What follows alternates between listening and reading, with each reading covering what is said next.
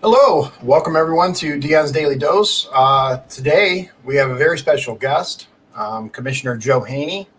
I know a lot of you guys may have been seeing what's going on with the local press and the stuff going back and forth. I've been watching the commissioner meetings personally on the edge of my seat, and it transcends just the commissioner meetings. It goes back and forth between the commissioner, the council, and what's going on here, what's going on there, and then of course you have the local.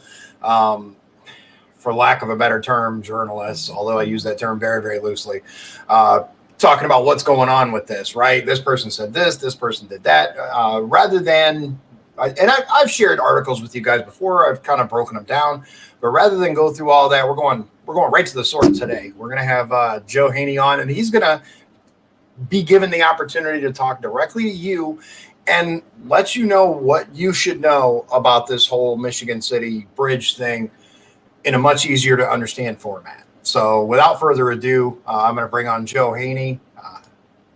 There he is. Yay. Thanks for joining us, Joe. We appreciate it. Thank you. I appreciate it as well. I appreciate the opportunity. So a lot of ado has been made about this Michigan City bridge thing. I want to give you kind of my perspective as just a regular member of the public and what I've heard and seen.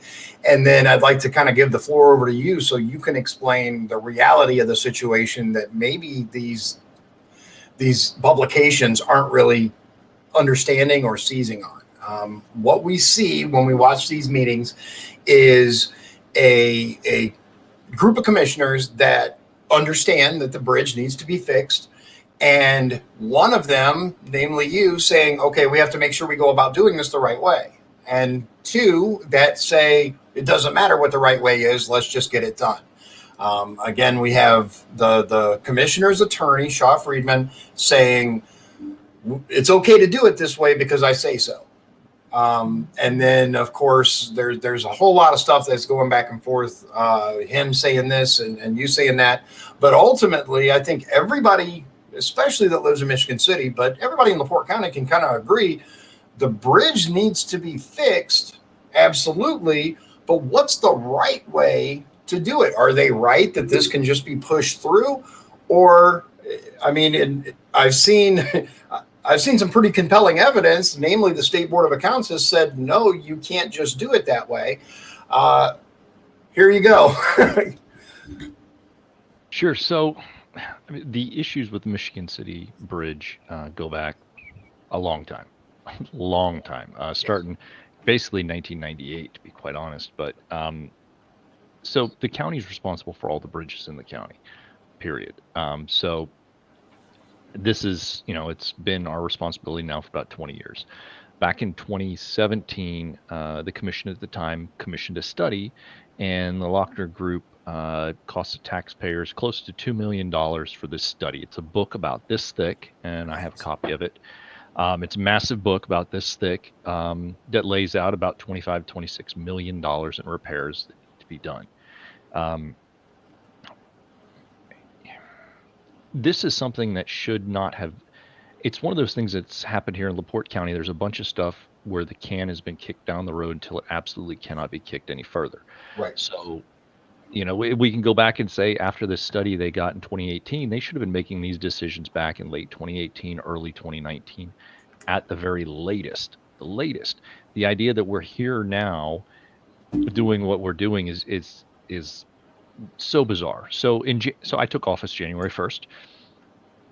In the beginning of January, we had a workshop specifically about the bridge, where we went over 3 different plans at the time. And this was in mid-January. Actually, I believe it was January 13th, mid-January.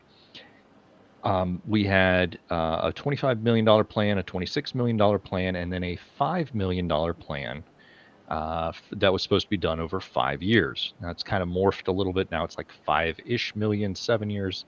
Either way, in February, I asked the commission president, we got to vote on this.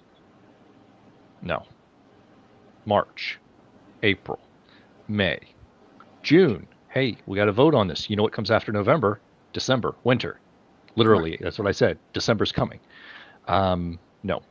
So then in July, all of a sudden, there is a $1.5 million no bid contract that they want to vote on.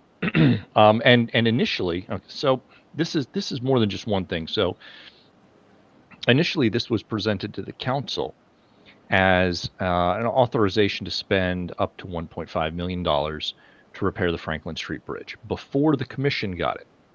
So, which is a little odd that the council is voting on something before the commission approves it. So the council, in good faith, voted in favor of it, and I actually spoke in favor of spending money to fix the bridge. Now, at the time, not a peep was mentioned this was going to be a no bid contract, not a peep. The council voted on this with no inkling this was going to be a no bid contract. Next commissioner meeting comes up, on goes the no bid contract. One of the things I ran on was no more no bid contracts. That's not the way things should be done. Now, theoretically, you can come up with some unique examples here or there that may fit outside of the mold, but in general, you just don't do that. Especially, first of all, they pulled the commission, well, 2-1 vote. I voted against it. Pulled a fast one on the council by doing a no bid contract without giving them a heads up when they initially went for this. I didn't even know. The contract that we did wind up voting on, I voted against it. We didn't actually see that full contract until the 30th of July, and we voted on it in the middle of July. Again, this is, it's so curious. So I reached out, the Auditor Stabos reached out to the State Board of Accounts because he didn't feel it met special purchase statute. And the day we were voting on this contract, this no bid contract, and we were going to use the special purpose statute, which is the first time we've actually used it in LaPorte County. And to my knowledge, it's the only time this will ever have been used on a bridge ever in the history of the state of Indiana as well. So I voiced several concerns. I stated several IC codes, and I'm like, I can't vote for this because we don't have the authority to do this. Or it's not, what we're trying to do is we're not going about it the right way. I voted against it. They did their thing. After listening to some compelling arguments that the auditor made, I reached out to the State Board of Accounts, primarily to make sure that I was included on any correspondence that was sent back to the county from the State Board of Accounts. One of the reasons why is our county attorney likes to give summations of what he thinks things say, rather than give quotes of what things actually say. And that can leave the impression of something saying something that either isn't quite right or can be maybe it's technically accurate, but when you look at put it in context of everything else that's, for example, in an email, Right. That's not really what is being said. So, and I say this on purpose because there's an incident earlier in the year, back in May, with the State Board of Accounts, where we had people who were unauthorized in the county who had full access to the entire county financial system, including edit access to departments that they were not in, that they had no business having edit access to. That sounds very, very serious. Yeah, it's very serious. So I took steps when I found out about it on a Friday afternoon. And after about an hour of investigating back and forth, I was the only one in the office. We had, I think at this point, it had been about 2 months where Commission President Merzinski was in Florida. He'd been in Florida for about 2 months at that point. I was the only one in the office.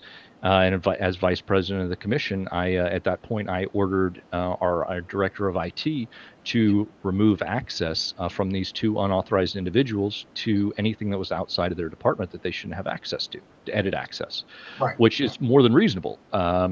Which is exactly the duty, duty obligated to protect our financial integrity. Yeah. So I got an email back almost immediately after that from the commission president, who overruled me, told our IT director not to do it. And I then back and forth with the county attorney. The county attorney said, I believe his exact words were, "Joe, just take a breath, relax. We'll get through this. I'll talk to the State Board of Accounts. I'll figure all this out." And I said, "There's nothing to talk about. I already spoke with the State Board of Accounts an hour ago. They told me, no, you can't do that." They said there's a specific segregation of duties, is the exact verbiage they used, and they said they don't believe there's any way possible even with safety precautions involved, they don't believe there's any way possible where that should ever be allowed. I mean, they're very specific. So he said he would talk to the State Board of Accounts. Knowing what I had just heard, I then contacted the State Board of Accounts. I sent them an email. The lady I spoke to, I said, could you please summarize what we talked about earlier and put it in writing for me? She said, sure.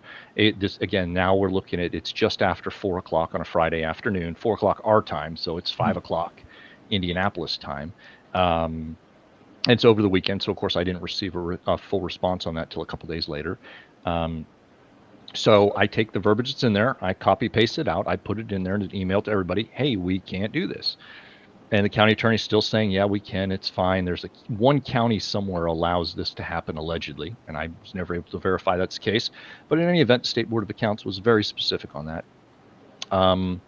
So 3 weeks later, we're still arguing about this, and I resend out the email, which I guess the attorney Friedman had never gotten that I forwarded. And he said, why didn't you send this to me 3 weeks ago? Like, first of all, I'm pretty sure I did. And if I didn't, I sent you the direct quotes from SBOA that were copy pasted in like 3 or 4 emails now. So anyway, long story short, for 3 weeks, the county attorney never reached out to the SBOA and contacted them, and like he told me he would. 3 weeks. They're the ruling authority on this, right? 3 weeks he doesn't do his job. That's why I've moved for him to be removed as county attorney multiple times now. He does whatever he wants, quite honestly. It's horrible.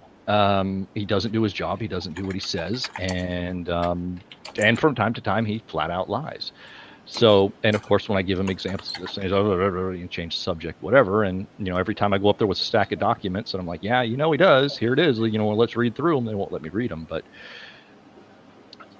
So that's why I don't trust his judgment when it comes to the SBOA, because he was wrong there, blatantly wrong, and never took any and never followed up with the SBOA when he should have for 3 weeks. And there's no excuse for not doing your job for 3 weeks. That's incompetence, negligence at that point. So we fast forward to this. I didn't want another incident of this. So at this point, as of today, we have two different opinions from the State Board of Accounts. Okay. We have one from co-counsel, which says you can't do that. It's the special purchase statute does not allow for that. Right. Which is what we've heard before the State Board of Accounts. Right, which is what we heard. Okay. And then Attorney Friedman followed up with a long letter to the State Board of Accounts as to why the State Board of Accounts is wrong. And of course, then the State Board of Accounts co-counsel then escalated that up to General Counsel, which is the head legal for the entire State Board of Accounts in relation to this. And and the General Counsel actually wrote an even stricter, I would feel like even stricter letter back saying, no, you can't do that. The special purchase statute does not apply. They even went so far. They even went so far as to then put a additional paragraph at the bottom saying, and just so you don't understand, or just so we are clear here, you can't just all of a sudden declare this an emergency if it's not an emergency, or if you had reasonable knowledge to anticipate this was going to happen in the first place. So it was an additional warning saying, hey, look, you not only can you not do this, but we see where this is going. Don't do this. You know, ahead of time saying don't do that. Right. Right. So yeah, that's where we are now. So this is the third time this year that the State Board of Accounts has issued an opinion directly contrary to that of our county attorney. It's yet another state agency that says, no, your county attorney is wrong. You can't do that. Don't do that. Or in another instance, no, your county attorney is wrong. You did the right thing, being myself. I did the right thing. Don't let the county attorney tell you did anything wrong. You didn't. You followed the law. You did exactly what you were supposed to do.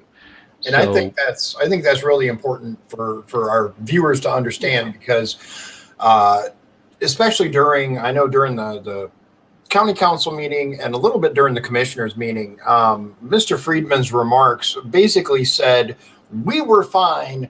We could have done all of this until someone went crying to the State Board of Accounts, which the language itself is ridiculous. But moving on from that, basically making it sound like everything was okay, but because someone went to the State Board of Accounts, all of a sudden it wasn't.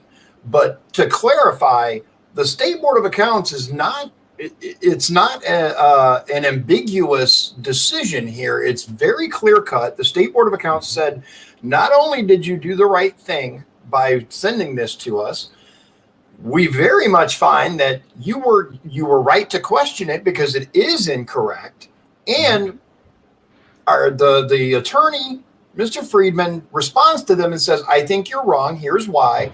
And then they respond to him and say, not only are you still wrong, but we know what you're about to do, and we're telling you not to do that. Don't try to get around this by doing this. We know what's up, and you're blatantly incorrect. That's about it, right? I mean, yeah, that's it. Yeah, that's it. So the argument has shifted now to, well, the State Board of Accounts is basically a paper tiger. Worst case scenario, they're going to write you a angry letter to put in your file and say, don't do that again. And the interesting part about this was during the last commissioner meeting, when this was going back and forth, Attorney Friedman said, well, we can't do it now because the cat's out of the bag. Literally, he said, the cat's out of the bag. I remember that. And I mean, by the end of that meeting, I am surprised he didn't say, and I would have gotten away with it too if it wasn't for those damn meddling kids.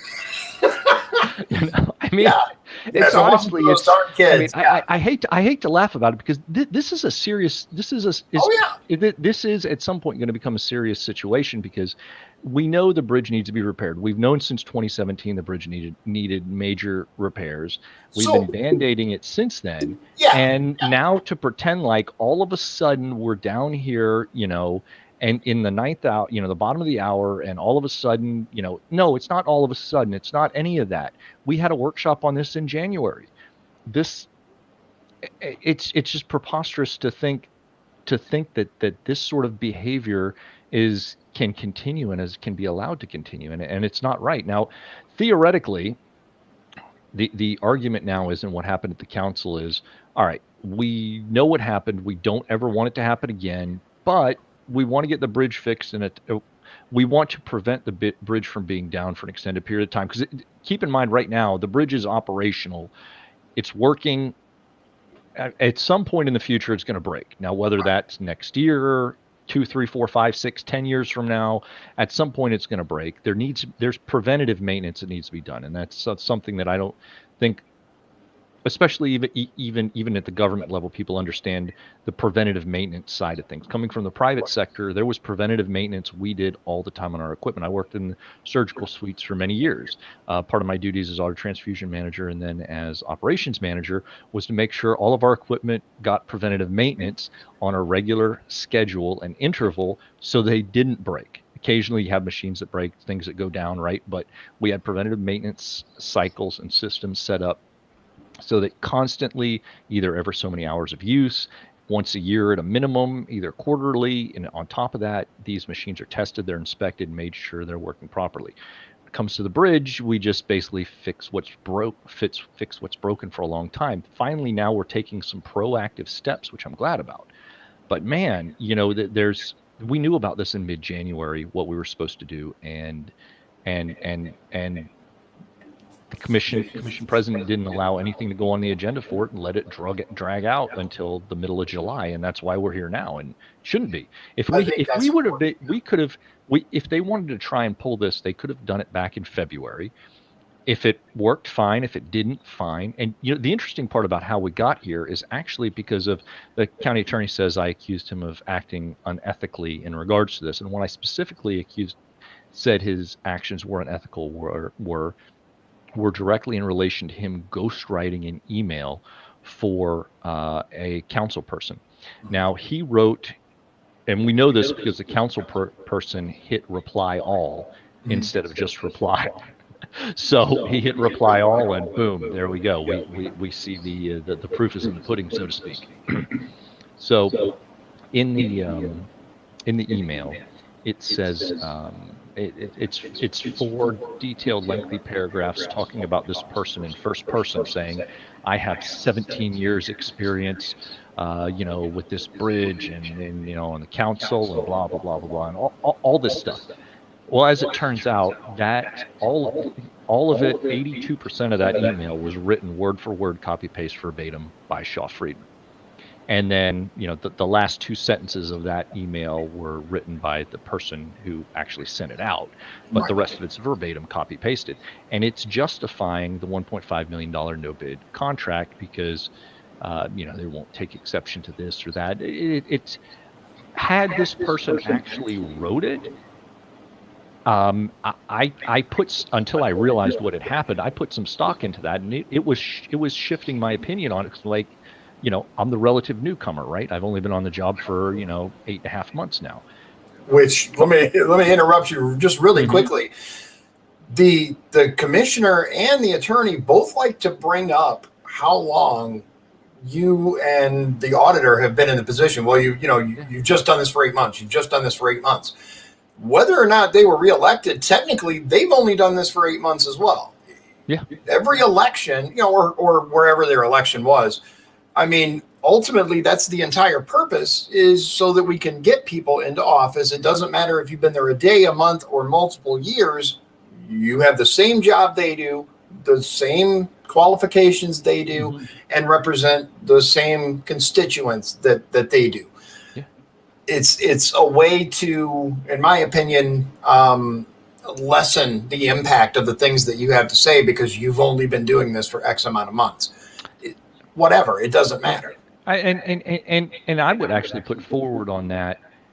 I've only been doing this for 8 months, but I've had the county attorney slapped down by a state agency 4 times already this year, at least 4 times that I know of this year, in my lowly 8 months of experience now. And he's allegedly been working in government in one facet or another as an attorney for one government body or another for like 30 years. So maybe it's a good thing somebody's in here who's new and who is questioning this, because, I mean, come on, you've been slapped down by a government agency now 4 times in 8 months. Really? You're going to talk about my level of experience? Right, exactly. So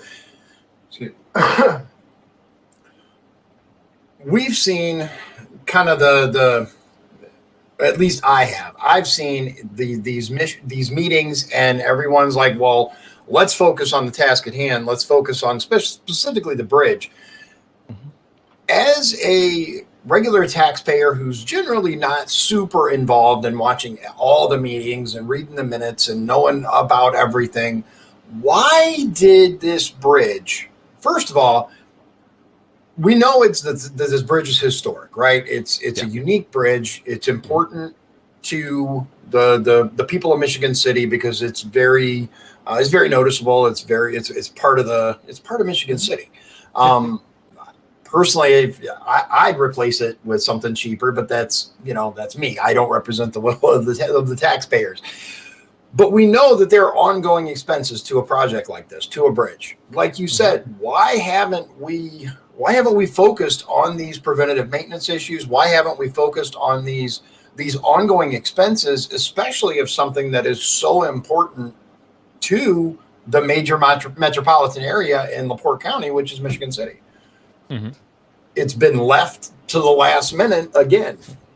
Yeah, it's so this is part of, like, the Michigan City Bridge wasn't really even truly on my radar until last November or December, when I started getting more into this, a couple months before I took office. Up until then, even as somebody who, generally speaking, follows the news pretty closely and kind of was keeping up, for the past several years what was happening with the commission, the Michigan City Bridge wasn't something that was really at the top of my radar. It's probably not for most people. The Michigan City Bridge is a historical bridge, and it's on the historical list of bridges, which means that if it was up to me, honestly, I think we'd either contract some kind of historical society and be like, hey, you guys want this thing, take it, cart it out of here, do whatever. But it is a historical bridge that we have 2 options with it: either repair it and keep it going, or if we want to replace it, we have to literally take the entire bridge, lift it up and move it somewhere and set it somewhere else. Yeah. So that's because it's registered $2 million. Yeah. We can't just destroy it. We would have to pick it up, move it, and put it somewhere else.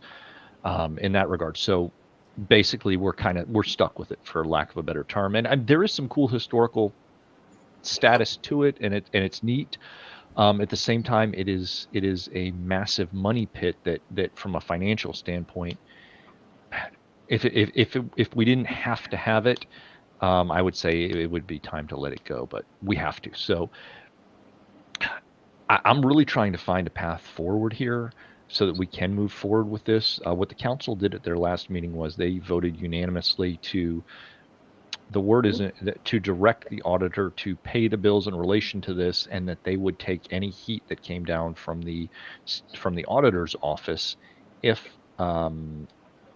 the State Board of Accounts takes audit exception to this. So I watched that part, and I'll be honest, as a layperson, I'm going, is that even something that they can do? You know, it. I mean, not. I don't think so. I don't want to put you in a precarious position, but right. So yes, so it's a 50-50 split. So on the one hand, the council can direct the auditor to pay those bills. Right. And the auditor could theoretically claim that, well, the council told me to do it. I expressed my concerns. The council unanimously voted that I pay him anyway, so I just went ahead and paid it. Mm-hmm. So he does have an affirmative defense there, theoretically, moving forward. Okay. Now, can the council actually, if the State Board of Accounts gives an audit exception to the auditor, can they council just say, oh no, we'll take that? I don't know if they can. I don't know. So what we have here is a very interesting position for the auditor to be in, because he knows what the State Board of Accounts has said. The council, as it's different for either council folks or the commissioners, because it's not like really. I mean, even if the State Board of Accounts does come against the council or commission, they're coming more against a body than an individual. So it's a different function. It's a different statutory function that the council performs, the commission performs, than the auditor. So the auditor's in a different position than any of the rest of us are.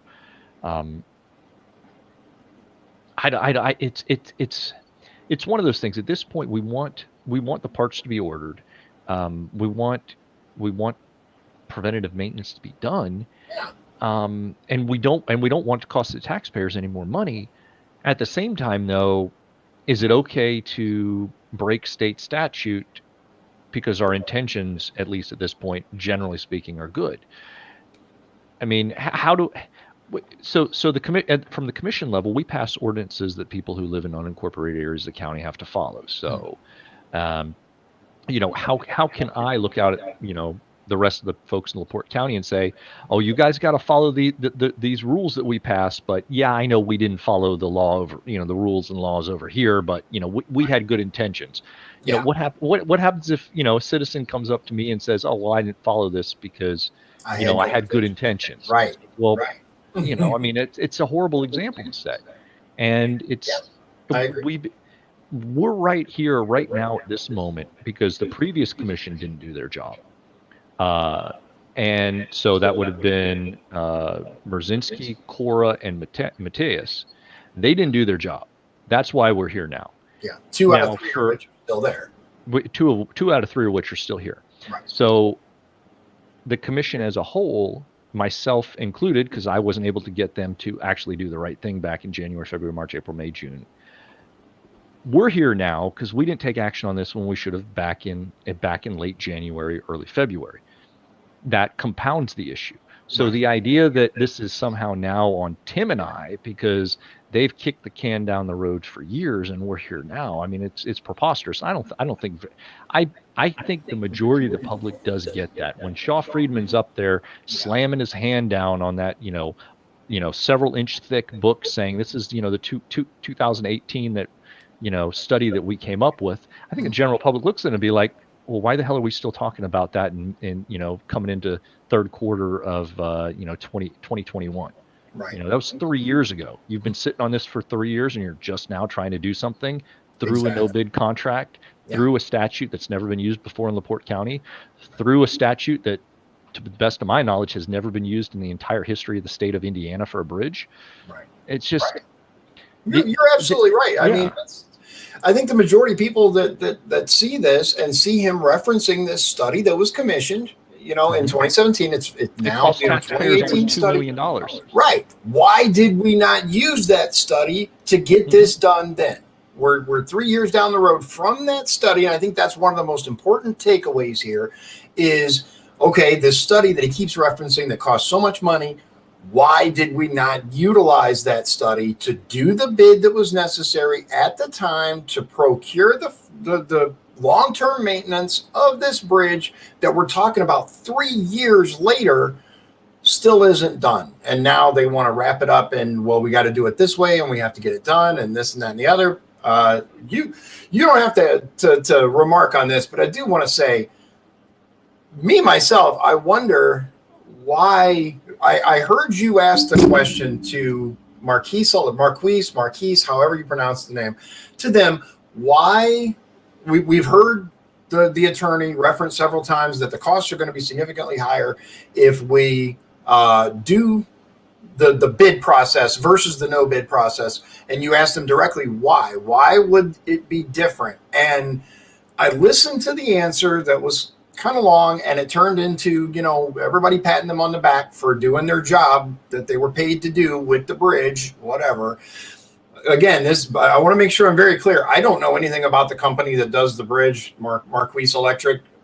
I don't know anything. This is not a reference on them. But when you tell someone, if we give it to them, it'll be much cheaper than if we go through the legal process to do it, in which case it'll be much more expensive. And when they were asked directly, well, is there a reason it'll be more expensive?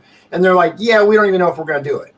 Okay, so you can guarantee it for this right now going the sideways route, but you can't give the same bid later. Me as a taxpayer, I was very confused about that. And I was like, see, this big long drawn out explanation that they gave didn't answer the crux of the question, which was asked, in my opinion. But I'm not, you said everything you needed to at the county commissioners meeting, so I'm not going to reflect on that. I just want the listeners to understand, I watched the whole meeting. I understood exactly what happened. And again, at the end, what I saw was them being patted on the back for doing the money they were paid to by your tax dollars. I don't know. I'm not even gonna get into that. But I think most people are smart enough to see what's going on here and smart enough to understand. The other point that I want to mention, going back to something you said earlier, that I think is very concerning, and I think more people should be a lot more concerned about, is an attorney that is I want to ask a question while I'm on this subject, because I want to find out. There seems to be a little bit of misunderstanding as to Shaw Friedman's job. I've looked at some stuff that he is the attorney for the commission, but I keep hearing him referenced as the county attorney. Is he more than an attorney for the commissioners, or is he generally the attorney for the county? That's actually an excellent question. It's one that we're grappling with right now. So he is the commission attorney. Now, according to him, that's been standard in practice for 70 years or however many years he says, that the county attorney, that the commission attorney is also a county attorney. So and there's no contract. So here's something else that's insane. Okay. I know this is kind of a convoluted thing. So no, it is. It is. And there's so much to kind of wrap your mind around with this. So have you ever known an attorney to tell their client they don't need a contract with someone they're paying hundreds of thousands of dollars? Never. Okay. Never. So Shaw Friedman acts as the commission attorney. There's no contract. Okay, so there is no, just so everybody understands, there is no contract. And we're talking about an attorney here, a bar attorney. There is no legal contract for him to provide services that hires him and outlines his duties or anything like that. No signatures. There's no contract. Correct. That's insane. It is insane. Because Yeah, if It I is. went to an attorney to have him represent me for any kind of matter, everything from, filing my divorce papers to defending me in a potential criminal proceeding, they give you a stack of papers for you to sign that outlines their duties, how much they charge for those duties, retainer fees, things like that. I mean, it's pretty standard practice for lawyers. Yeah. But there's no such document with the county or the commissioners.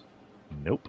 So he believes that he is the county attorney, as he calls himself, because of what he refers to as standards and practices over the last, I think, 70 to 80 years, however long the term is, a while.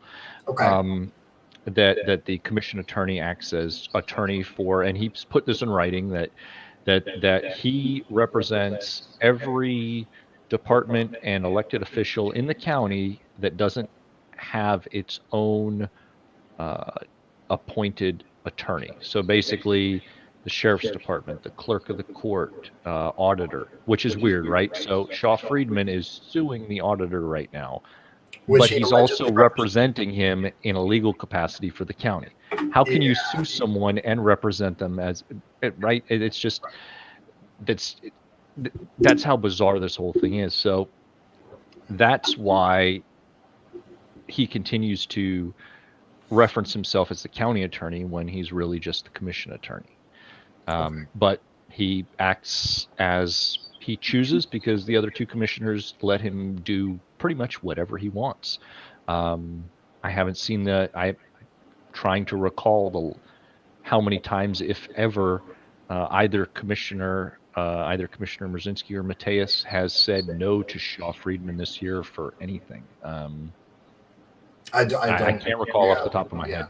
I can't recall off the top of my head a single instance this year. And I'm not going to ask you to comment on this, but I do want my viewers right now to understand that Rich Merzinski campaigned on getting rid of Shaw Friedman. That was one of his campaign promises. I just want to state that for the record. I followed his campaign closely. And one of the things that he professed on more than one occasion was, once reelected, that he would ensure that he voted to dismiss Shaw Friedman as the attorney for the commissioners. When the time came to vote, not only did he vote to retain him, but he made a glowing speech. Why the change? Hey, that's up to you as the viewer to decide.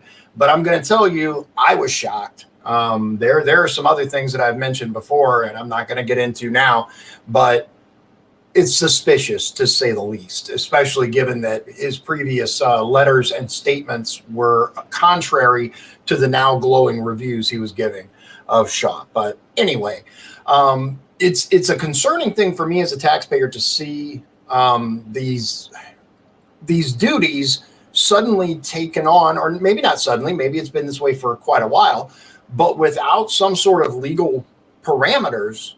What can he do? What can he not do?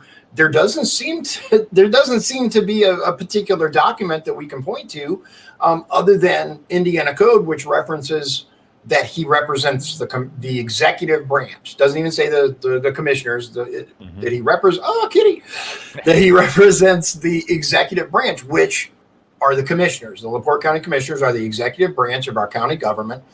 So he does represent them, as far as I can tell. But as for all the other officers, like you said, the auditor, the sheriff's department, all these other places, I don't see any indication other than these, like you said, going back many, many decades to the customs and practices. No legal foundation for this other than that. So, and of course, your other two commissioners aren't going to get together and join you in outlining particular duties, and we know why. We can't say why, but we know why. At least I know why. I'll say it. I don't care. You have to be a lot more careful than I do. They owe him something. What that is, I don't know. They're best friends with him. Whatever. I can't particularly say exactly it's this. But I will say it's awfully darn suspicious how someone goes from saying, I'm going to do this, to suddenly being someone's biggest cheerleader.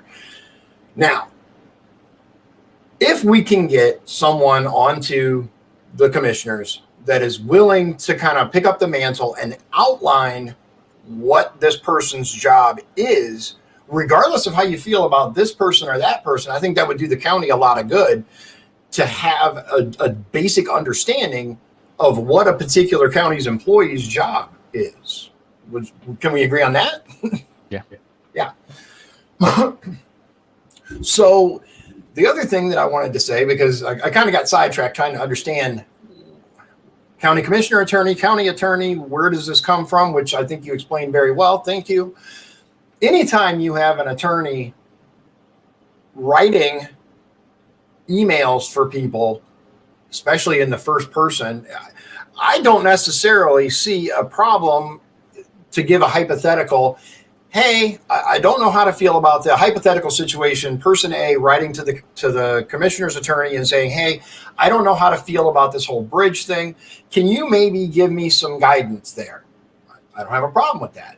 But for them to outline an email from first person as this person to argue for their position, I mean, that's some murky waters. I mean, not even murky. I'd say that's slimy. That's why I called it unethical. Yeah, and I would definitely agree. And it's not just completely written in first person. Shaw also signed it with the council person's name. Is that typed the council person's name as ending it, not actual physical signature, but put the council person's name in there. Maybe because he thought the council person wasn't capable of putting their own name at the bottom of it. I don't know. Right. I don't know. Yeah. But it's just, I'm telling half this stuff. If I was writing a book and put it in a book, people would be like, no, that couldn't happen. That's too preposterous. That would never happen. Right. And they say truth is stranger than fiction, and we've seen it time and time again. It blows my mind. I'll tell you, and this is just a personal thing. Before I got into politics at the beginning of my run, I knew that there was some crazy stuff going on. I knew that there were various clubs, but one thing that really, really kind of opened my eyes was it's not like they show it in the movies. It isn't a group of people that get together in a back room and smoke some cigars and agree to this stuff. It's things like you said. It's attorneys that do more than they're supposed to do, that literally guide elected officials doing what they're supposed to be doing. This is the real corruption. And you can come after me if you want, Mr. Friedman. I'm sure you'll eventually see this video. In my opinion, you want to sue me, go for it. If this is what's happening, that is corruption. That is unethical, and that is, in my opinion, it should be. If it's not against the law, it should be. But when you have this type of thing happening, that's the real underbelly. That's the real backroom politics of LaPorte County. You have one person that makes decisions for the majority of the tax-paying voters, and this person was never elected. This is not an elected official we're talking about. This is someone that was hired, and we've seen this before in other areas. We've seen, matter of fact, last year we had health departments issuing mask mandates and determining what people can and can't do, where you can go, what's open, what's not. Now, luckily, our downstate brethren made it to where the county commissioners or various councils were in charge of that rather than the health departments. The health department would have to go to the elected officials and say, hey, we want to do this. And the actual elected officials would have to make it happen. I think that's the way it should be, not because I'm necessarily against mask mandates, even though I am. But that's not the point. The point is these people shouldn't be giving policies that affect a large number of people when they were never voted in. There's no accountability there. I think that's really, really the crux of the matter is, in order to have accountability, we have to know who's making the decisions. And the people making the decisions have to be elected so that there should be a process to get rid of them. But Dave wants to say that the city he lives in needs politicians like you. Hats off for integrity. Thank you. Jack says when you really dig into things, what you really find out is not the elected officials that have the highest ability to harm your lifestyle. And that's really important, because I think that's what we're talking about here. We're talking about people that kind of behind the scenes are making decisions, or at very least influencing those decisions for good or ill. I mean, like you said, maybe it is good that the Michigan City Bridge gets this no bid contract. Maybe it is the cheapest option for the taxpayers. But just because something may be the cheapest and it may be the fastest doesn't mean it's right. Doesn't mean it doesn't violate code. Doesn't mean that it's, and I don't know that it's illegal per se, because that argument was made. I can't speak to that, but I mean, it's a slippery slope. It's definitely contrary to the code. It's definitely contrary to state statute. Right. So when you start digging down and looking, what are the penalties for violating this? It's written by politicians who may be subject to that, and politicians who are subject to things don't necessarily write in, you look across the border in Illinois, all the Chicago aldermen, for example, are considered deputized officers or something, so they can all carry guns, even though it's illegal for everybody else to carry guns, but an alderman can carry a gun. Right. So they write all these exceptions and carve outs and things. I'm not necessarily saying there's anything that, when the special purchase statute was devised and written, that they were looking to carve it out per se. But when you start trying to find penalties for a lot of these things, when it comes down to penalties toward the elected officials, they're just non-existent. And I get it, right? Why would you want to make a law that you could get in trouble for later on if you screwed up on? Not saying it's right, but I get why, you don't want to write a law against yourself. I get it. And that's how we get here to this point, because people look at it and they think, oh, well, there's no teeth here, so who cares if I violate it, if the worst that's going to happen is I get a nasty letter. And that's why we're here now, because they're like, well, if we get caught, who cares? Well, I don't know. As elected officials, especially even if there's no penalty, shouldn't we be expected to follow the rules? And that's exactly right. It's like the example you gave earlier, where if you're not willing to follow, and I'd just like to point out that that's exactly what's wrong with this country, is politicians believing that the laws don't apply to them.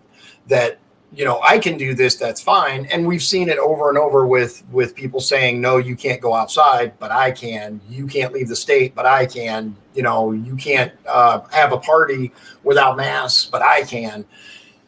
This is a prime example, and maybe it is for the best, but ultimately it doesn't matter whether it's good, whether it's bad. If these people are not willing to follow policies and procedures, then why are they creating them for us?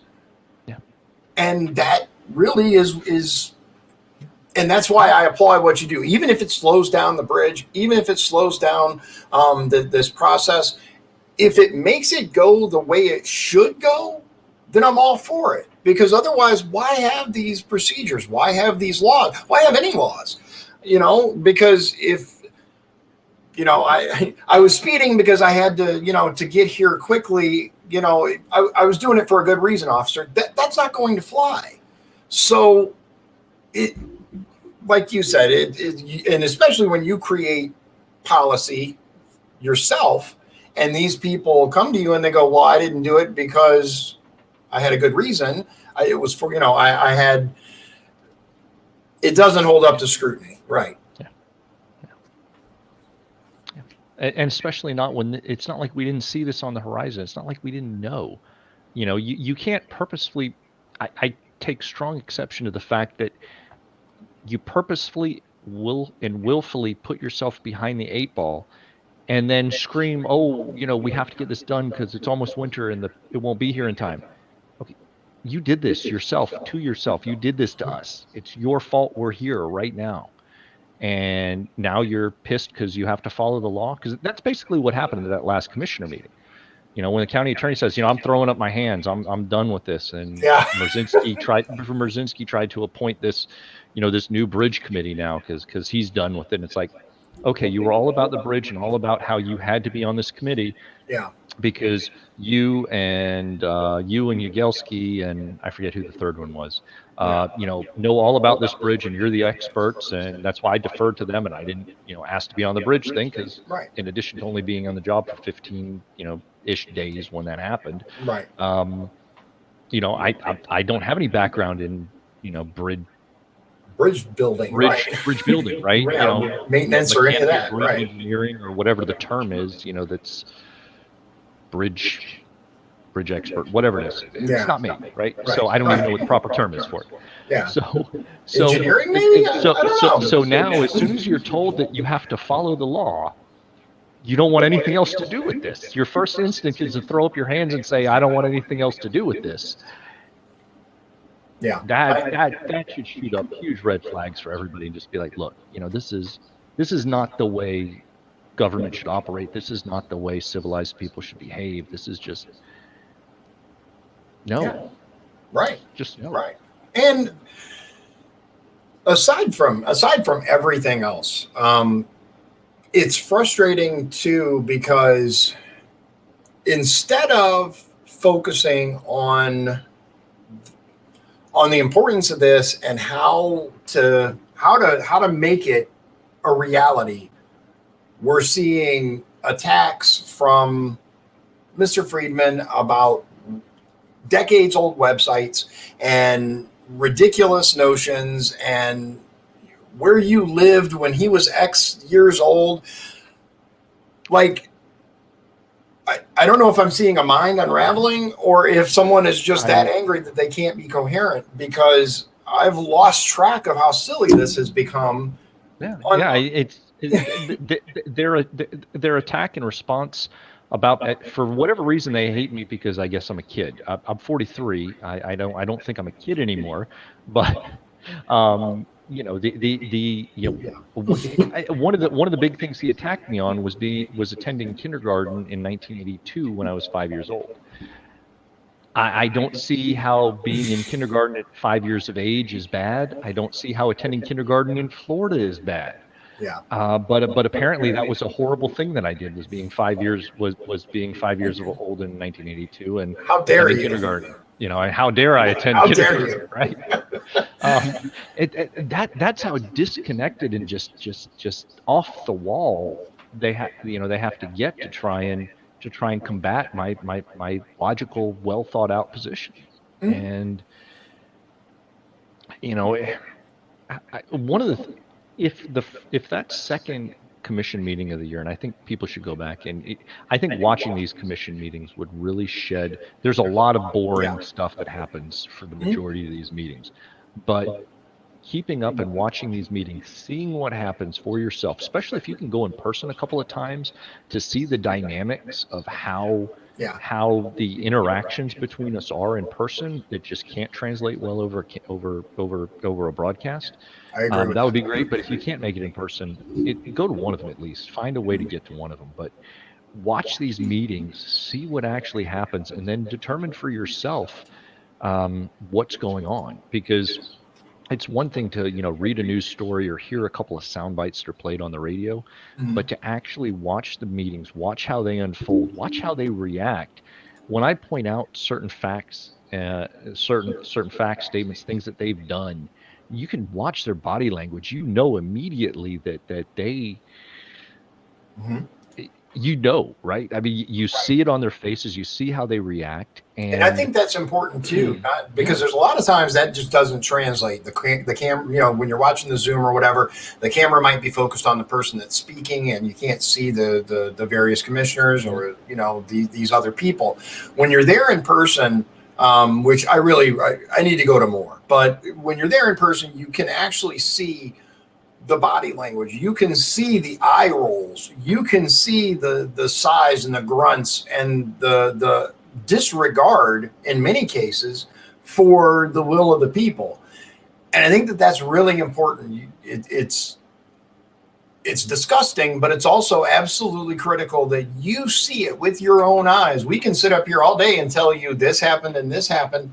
Go look. At minimum, review some of these commissioner meetings, these council meetings, look at the video. But if you can attend at least go to one. Look at how these people react. I'm going to give an example. When you pointed out that this email was reply all, that it had already been filled out, which is ghostwriting. This was filled out. This was done. One was too busy on their phone. The other looked like they were napping. Your other two commissioners. So that says it all. That, like you said, I got the picture on your page, and it said a picture's worth 1,000 words, and it is. Look at the absolute disregard for your rights these people have. The absolute disregard, because that's how you rank. Their boss is up here now. Normally, their boss is supposed to be you.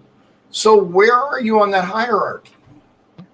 Yeah, there's a comedian who's no longer with us that while he was a little raunchy, and I didn't agree with him on everything, he had some amazing takes when it came to the government. And of course, I'm talking about George Carlin. And Carlin, in one of his skits, he said, I forget exactly what he was referencing, but he said, and he made the point several times, they don't care about you. Mm-hmm. It's a big club, and you ain't in it. Yeah. Mm-hmm. It may have been from that one, because he had several of these, but that resonated with me a lot. And when I ran, and I've told this story a couple of times, when I ran for office, I filed, I want to say it was like 18 hours before the deadline to file was done. I really didn't want to run, because I knew the time, effort, and commitment I would have to make. I thought I knew, and it is significantly more than it turned out to be. I thought I knew, but it's way more. And I knew it was going to take a lot of work and a lot of effort. So I was hoping somebody else was going to throw their hat in the ring on the Republican side. I was hoping somebody would. And with 18 hours left to go to filing, I was like, well, somebody's got to do it. So I went down and I filed. And if nothing else in my mind when I initially filed was, you know what, it'll be another name. I can make some good points and hopefully at least shift the dynamic a little bit. I didn't think I had a chance of winning initially. I really didn't. I mean, it was possible, but it was what it was. I was realistic. I just didn't want him to go unchallenged. I figured everybody needs an opponent, regardless of whatever. You need an opponent, and that's why I ran. So after the primary was over, no, before the primary was over, once it was official and my thing was accepted, and it wasn't challenged, I started attending every commissioner meeting, and from I guess it was February through to the end of the year, I missed 2 commissioner meetings, and those were 2 daytime commissioner meetings at 10 a.m. I made every evening commissioner meeting for the entire year, and almost every daytime one, which was better attendance than any of the other 3 commissioners. And I wasn't even a commissioner; I was just running, which is kind of sad. Not kind of. It's definitely sad. Yeah. So anyway, as I sat there and I watched these meetings, I knew there were things wrong. That's why I wanted to put my hat in the ring originally. I really started just seeing how wrong things were, how off things were, watching the interplay between basically any time there was any question about anything, the commissioners would look over at the attorney and he would tell them what to do. And I thought that was weird because I didn't know Shaw Friedman from anybody else at that time, right? I never had any interactions with him really. I had one brief interaction with him a couple years earlier about a petition I presented to them, and we had a little conversation back and forth. It was friendly. It was not adversarial or anything. So, I didn't, like I said, I really didn't know Shaw Friedman from anybody else. Sitting there watching and looking and listening and seeing how things played out, it just felt more and more wrong. And by the time the primaries were over, I realized I have to win. This isn't just about putting an opponent up to hopefully keep them on the right track and hopefully hold them accountable. This is, I have to win. Something has to be done. This has to be stopped. We can't allow this to continue. And I really started putting in work to make sure that I stood a chance at winning. And the groundwork that I put in, the people noticed, and that's why I won with such a large margin. People saw what was going on. They saw through the money that was being spent. I was outspent 12-1 in the campaign. Oh yeah, it was insane how many signs and everything else were around for your opponent. They ran television ads during Monday Night Football against me Right. to try and get me. A Monday Night Football commissioner race for a county commissioner race, right? Yeah. Tens and tens of thousands of dollars spent on that race. So I take being here very seriously. Without the support, without the true support of all the people in LaPorte County turning out, voting, and trusting me, I don't want to betray that trust, and I want to do what I was put here for. The people wanted something different. They wanted what I ran on: truth, transparency, and integrity. And that's why I'm here, and that's what I'm going to keep doing. And I don't care how much they attack me, threaten me, or do anything else. I'm going to keep doing it. And I'm here. I've got just shy of 3.5 more years of this, and depending on what happens at the end of it, if they decide to retain me, or even if I decide to run again, I don't even know. I love the work of being a county commissioner. I love the day-to-day work and actually accomplishing things. I think I've gotten more done in half a year than the other commissioners have gotten done in this county throughout their entire terms, as far as just simple stuff like getting sirens fixed, right? I mean, we have emergency sirens in this county. How do you just let these things go for that long? And it's just as simple as turning your department loose, saying, hey, it's okay. Shut down your office for the day. Put everybody in the field. Right. We just had massive storms come through. We got another one coming next weekend. You got phones. You got you got cell phones. You got tablets. You got laptops. Get out there in the field. Test every single one of these things on site. Find out which ones do and don't work. Let's get them fixed. Right. And you know what? I told them it was okay to do their job. They went out and did their job. Yeah. I mean, wow. Amazing how that works. It's that simple, right? And I know I've gotten a lot of praise and a lot of credit for that. All I really did was just tell them it was okay to do their job. They're the ones who went out and did all the work. They did it all. And why people just can't, or why, my fellow elected officials just can't let the employees do their jobs. Let them know it's okay to do your job. I don't get it. Well, there's a great degree of micromanagement as well, where people want to feel like they're in charge and they want to feel like they're doing the right thing. And that breeds under them people that are afraid to do what they need to do because they might get yelled at or this or that, which I think is really important as well. Something you've stood up for since the beginning is a whistleblower protection of some sort. And I find it very, very telling. And you should as well out there, watcher, voter, viewer. You should find it very telling, the people that are for whistleblower protection and the people that claim it's already there or claim it's not needed. Anytime you have someone claim that whistleblower protection is not needed, you really need to roll your eyes, because it doesn't matter how great a system is. There are always improvements that can be made, and there are always people who may not feel like they can go to their supervisor. What if it's their supervisor that's creating the hostile work environment? Yeah. And in many cases, this happens. Yeah. And the important part to touch on there is, even if everything is absolutely perfectly fine, couldn't be better, we're all elected for a maximum of 4 years.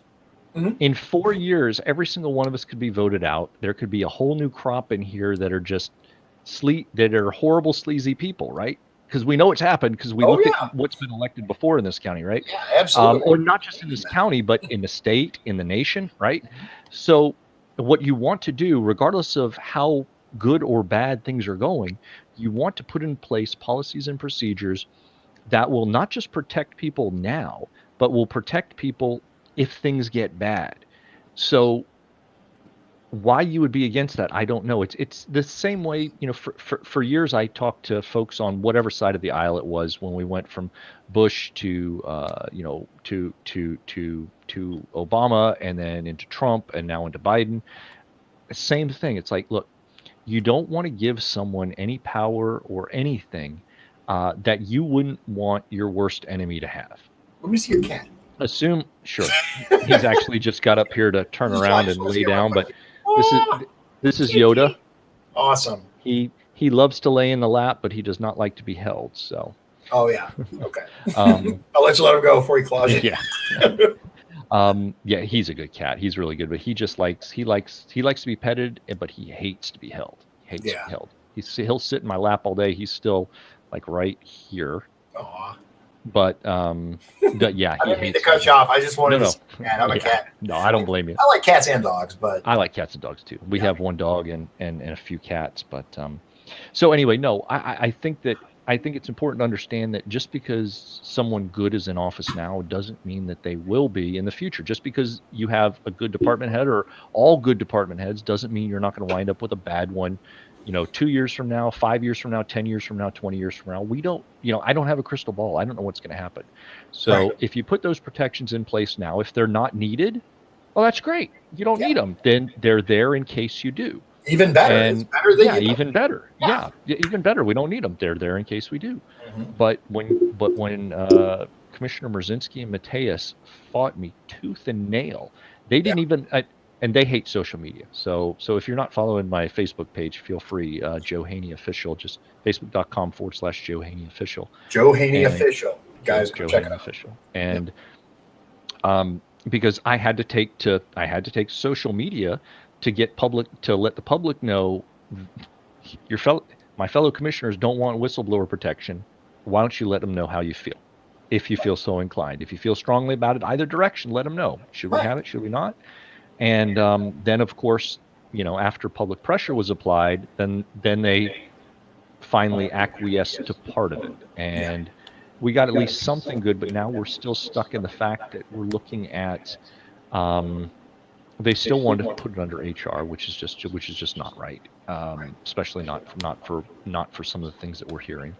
And then moving forward, now they're still trying to have the commission select when I think it should be an independent and impartial process, but we're still working through that. I think they're just trying to drag it out till it dies out, till either everybody forgets about it and it's not an issue again, and it's still an issue, and I'm not going to let it die. But now with this bridge thing, we've got to figure out a way forward on this. I want the bridge to stay functional. I want it to work. And is it too much to ask that we follow the rules? Right. I don't think so. I don't think so. I mean, if the council wants to go off on their own and do it, and then however the auditor comes down on it, however he feels comfortable with, because at the end of the day, it's the auditor who's on the line. So yeah. So I'm gonna we'll kind of wrap it up, but I do want to say for everybody out there, Christopher Throgmorton is.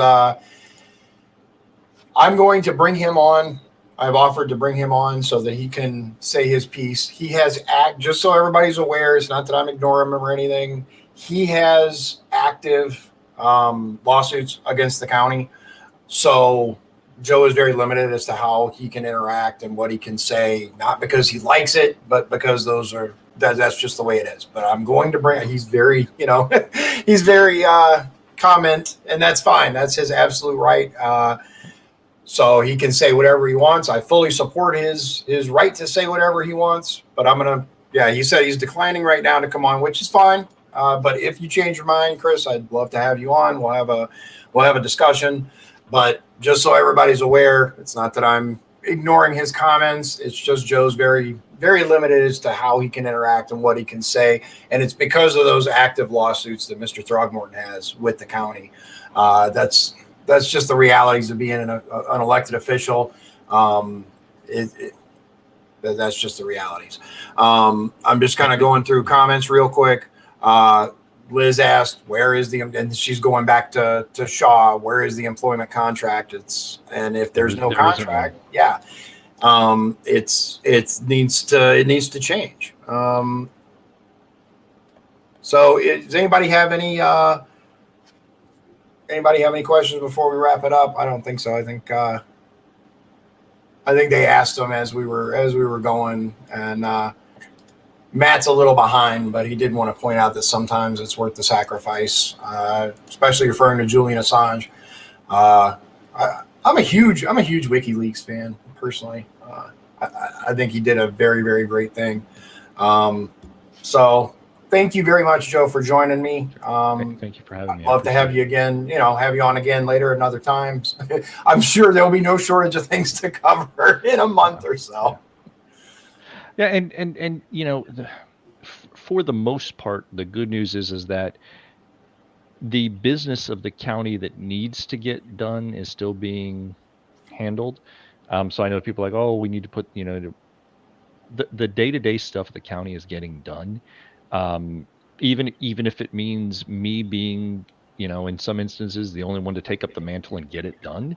The stuff that needs to be getting done is done. The siren issues that we had that have persisted for like a year and a half, 2 years.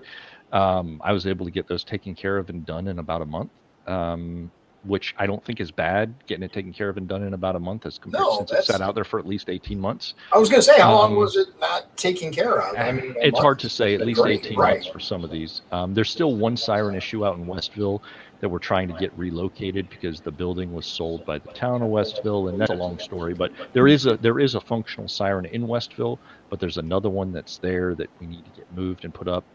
We're trying to get it moved and put over out at the ball fields there, out at 420, right by the prison out there. But it needs to be put up on a 60-foot pole, and it needs to be put up on a 60-foot pole, and the council has to appropriate that money. But they're saying it's a money issue with the council and going back and forth with the city of Westville, since the city of Westville got money for the building, whatever.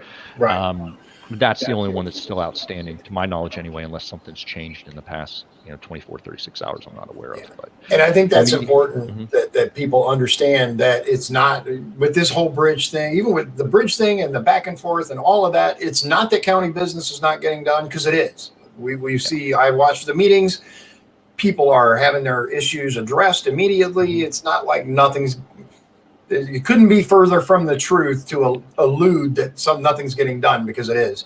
When and where are the commissioner meetings? So the commissioner meetings are twice a month, the first Wednesday of the month and the third Wednesday of the month. The first Wednesday of the month is at 10 a.m. and the third Wednesday of the month is at 6 p.m. And these are in the county annex on the first floor, the commissioner chambers meeting room on the first floor of the county annex. Is that room 3? Can't remember it, but it's on the ground floor of the county of the county annex. And you can also watch them online at ALCO, the ALCO TV. That's the Access LaPorte County. It's alc.viebit.com.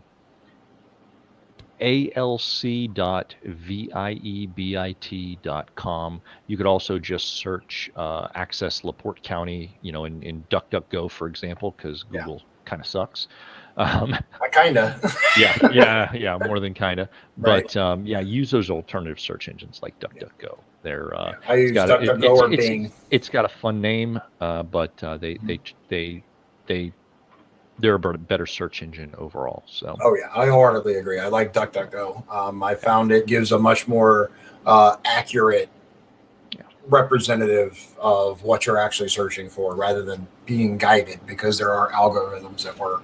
We've heard the term algorithms before so many times at this point, and it basically just means a program, a thing that makes a thing do a thing, and it guides what they want you to see on Google. And sometimes it's purposeful, sometimes it's just the machines are trying to, in some instances it's just the machine learning trying to give you what it thinks you want, rather than showing you what you asked for. So I don't want to attribute purely evil intentions to this. It's just they employ AI, and many times AI is still not as advanced as it could be, and in some cases it's just trying to do what it thinks you want without doing it the right way. So it is what it is. So make sure, seriously, people, I'm gonna throw my little banner down there again, because I think it's important. Get involved.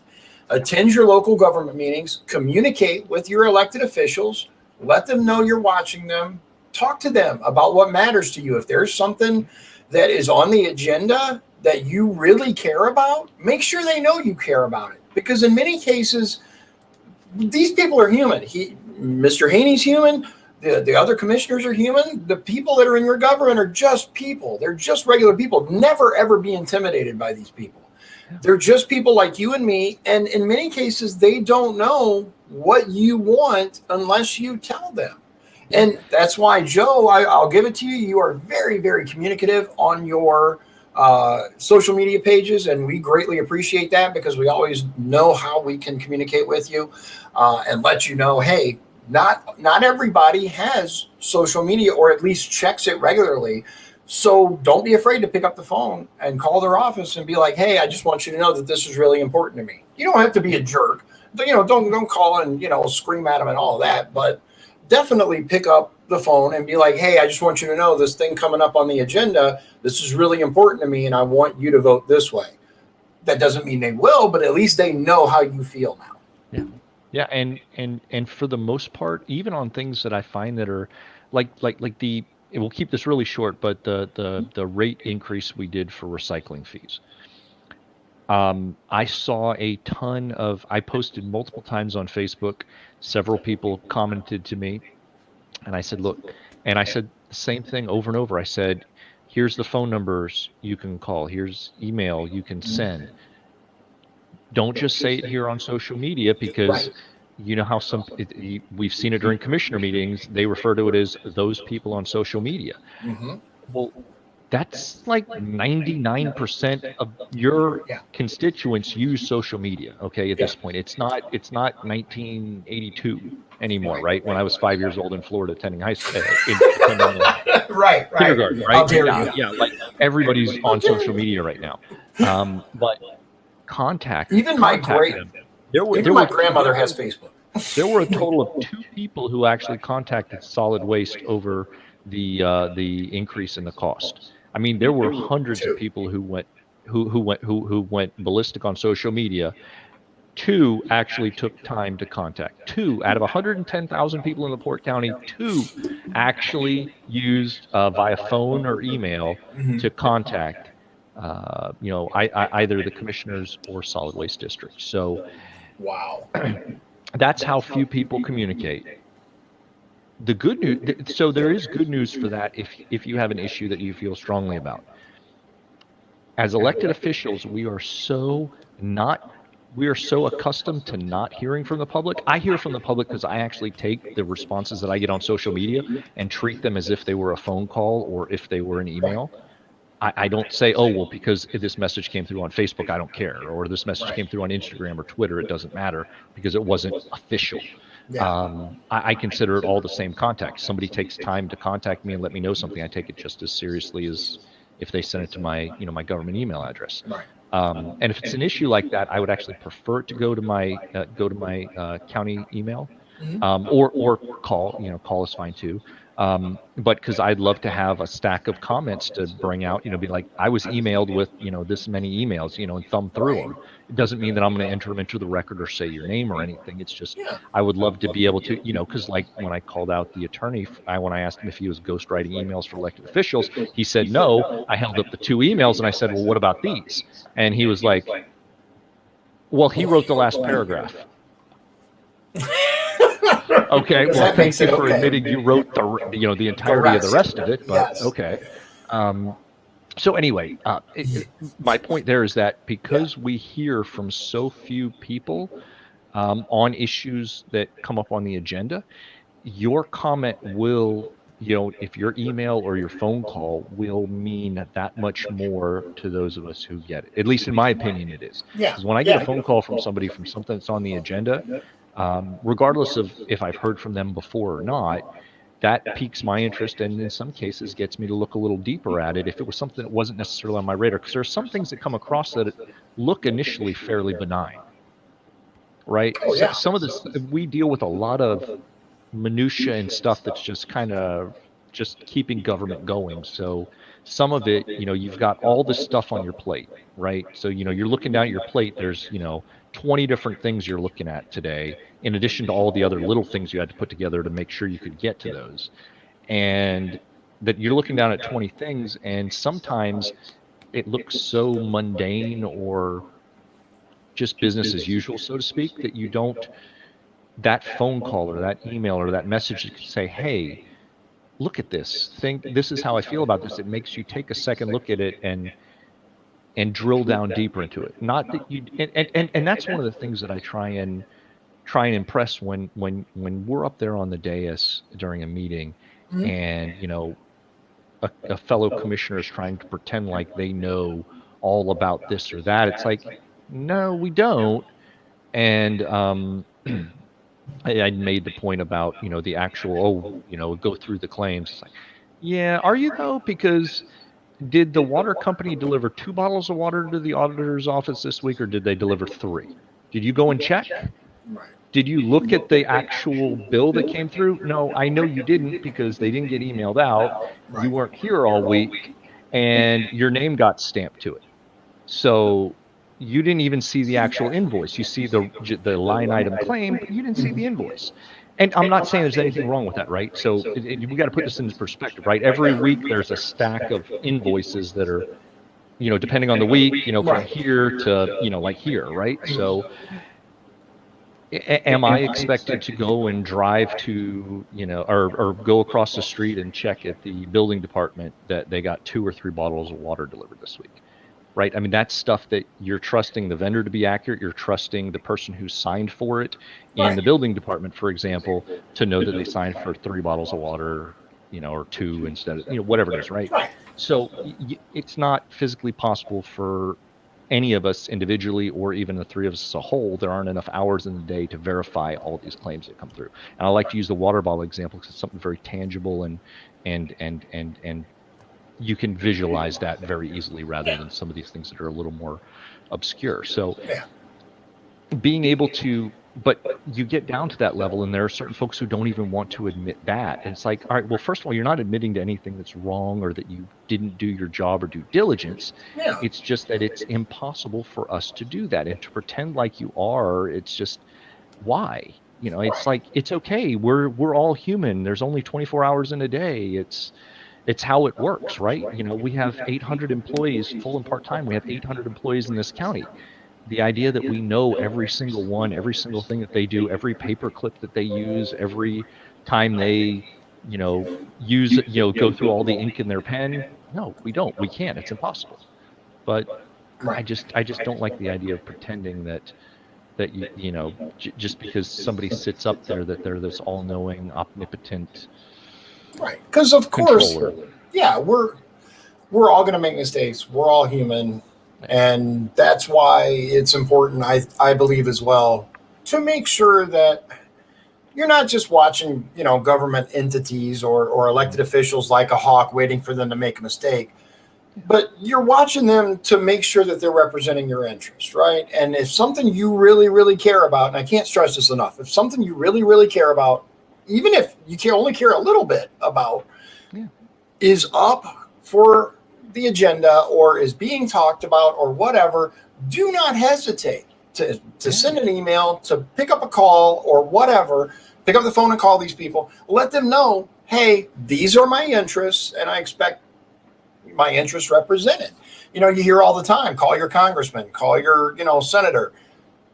That's great. And I'm sure these people receive tons of phone calls. Your local officials are arguably far more important in your day-to-day than your congressman and your senator. So just kind of leave you with that don't be afraid to get involved. We desperately need more real American patriots involved in our election systems. And I think that really is the most important thing anyone could take away from the conversation is be involved, pay attention, and watch what's going on. If you don't live in LaPorte County, and you're watching this, pay attention to your county commissioner meetings, your county council meetings, the meetings for your town. Start paying attention and see how these people act, because a lot of times you don't know. You vote for people, not you in particular, but most people, they vote for people that they recognize on the ballot. Oh, I know that name. Oh, I know that name. Without knowing anything about these people, without knowing how they act, without knowing how they respond to things. And I think in the age of social media, in the age of the internet, the world at your fingertips, that is simply unforgivable. you can do just a few minutes of not just their ad, not just their page, but really how they actually act in these meetings is going to tell you far more than anything they put on their website or their social media. Yeah. Absolutely. And all of our contact information, depending on whoever you want to get a hold of, it's all at the county website, laporteco.in.gov. You can click through, whether you want to click on commissioners or council or wherever you want. There'll be phone numbers and email addresses there. My email is jhaney@laporteco.in.gov, and you can find that there, and phone numbers there and stuff. I won't rattle them all off now, but you can find them all there and bring them all up and get a hold of us anytime. So there you go, laporteco.in.gov. Write that down. I'll leave it across there. And again, thank you very much, Joe. We appreciate your time, and we're gonna wrap it up. We're at an hour and a half. I'm sure we could keep talking for hours. I know I could. I'm kind of long-winded, but I'll let you get back to your duties and your family. And again, thank you very much for being on. We appreciate it. Thank you, Dion. Have a great night. You too. All right, everybody. That was Mr. Joe Haney, and he is the only commissioner I know of, really, me personally, that is doing what he can for the people. You guys know my wife's running for commissioner to replace Sheila Mateus. Just seriously, and this has nothing to do with Joe. It's got nothing to do with even Sheila.